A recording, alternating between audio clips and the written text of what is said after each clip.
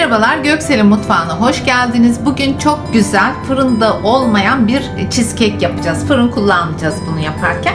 Bunun için 2 paket burçak bisküvim var. Onu rondodan geçirdim. Bir su bardağından az fındığım var. Bunu da rondodan geçirdim. 600 gram labne peynirim var. 2 çorba kaşığı nişastam, 1 su bardağı şekerim, 2 tane yumurtam var.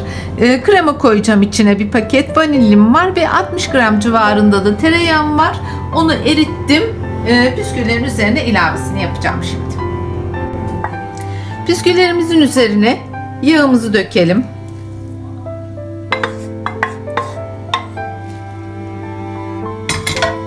Fındıklarımızın ilavesini yapalım. Bunu güzelce karıştıralım.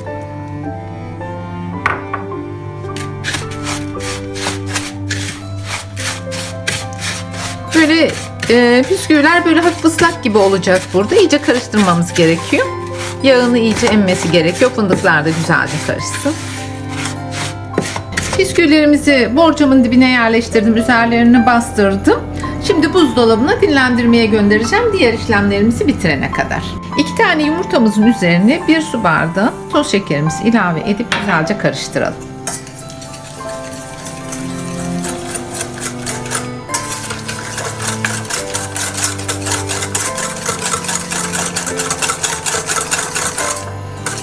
Daha sonra bu karışımımızı altına su koyduğumuz tenceremizi alacağız ve burada yumurtamız köpürene kadar pişireceğiz, tabii ki karıştırarak.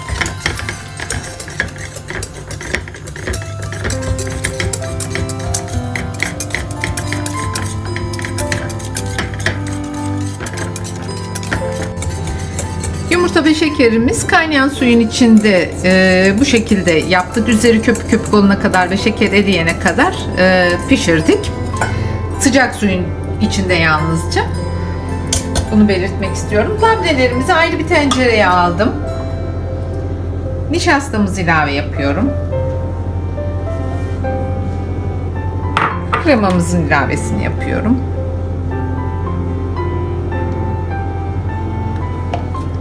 Vanilin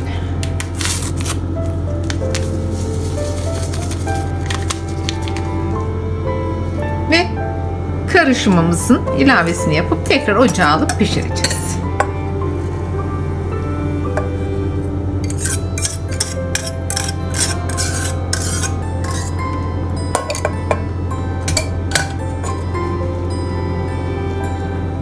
Bütün malzemelerimizi tenceremize aldık. Koyulaşıncaya kadar ocakta pişireceğiz.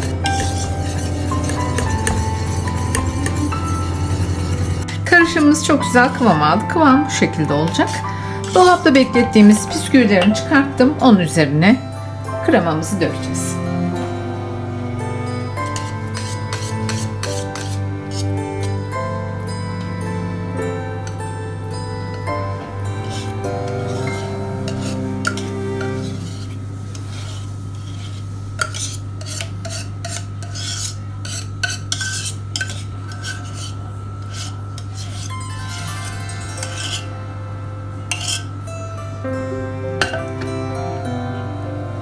Üzerine yayalım güzelce. Şimdi üzerine sosunu hazırlayacağız. Bunun için 2 çorba kaşığı nişastamı kabımın içine aldım. 3 çorba kaşığı şekerim var. Bunun ilavesini yaptım. Limonlu yapacağım için limon rendelerim var. Onları da içine alalım. 1 su bardağı suyum.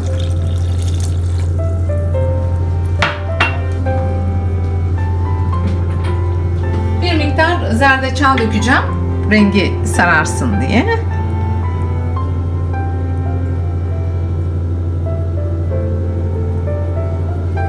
Bu kadar yeterli olacaktır.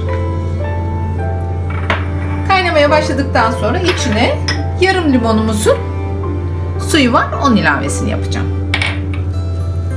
Ocağımızı açalım.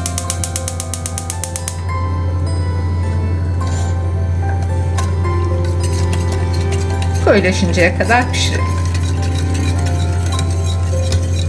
Kıvamımız çok güzel oldu. Limon suyumuzu da ilave yapalım.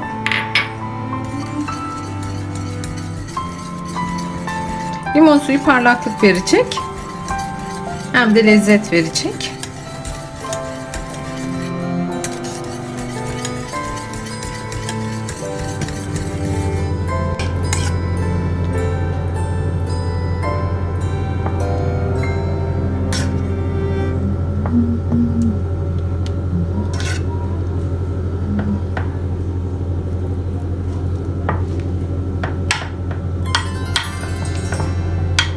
Güzelce her yerine yayalım limon sosumuzu.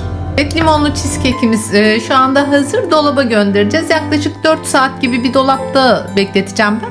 Ama bir gece bekletirseniz daha güzel olur.